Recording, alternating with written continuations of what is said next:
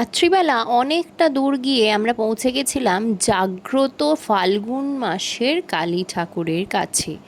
এখানে আমরা ইনভাইটেড ছিলাম। তো আমি আর শুভ বেশ 9টা নাগাদ বেরোই, আর ওখানে 10টা সাড়ে 10টার মধ্যে পৌঁছে যাই।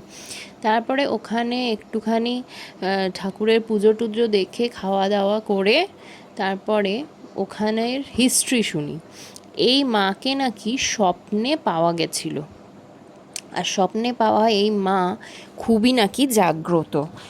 পুরো ডিটেলসটা ঠিক অতটা মনে নেই, কিন্তু যতটা মনে আছে যে এই মায়ের কাছে নাকি কিছু চাইলে সেটা একেবারেই পাওয়া যায়।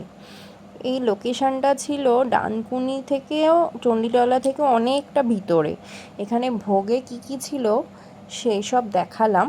যেহেতু অনেকটা ইন্টিরিয়ার ছিল, বেশ গ্রামের একটা ছোঁয়া ছিল, আর খুব সুন্দর আন্তরিকতা ছিল ওদের, সত্যি। এক কথায় গ্রামের পুজো একেবারে অন্যরকম ফিলিং, যেটা বলা যায়।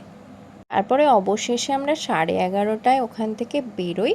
বেরিয়ে 12:30টার মধ্যে আমরা বাড়ি ফিরে যাই। উত্তরপাড়া থেকে ডানকুনি চণ্ডীতলা খুব একটা দূর না, কিন্তু এটা যেহেতু একটু ভেতরে ছিল তাই জন্যে এতটা টাইম লাগে।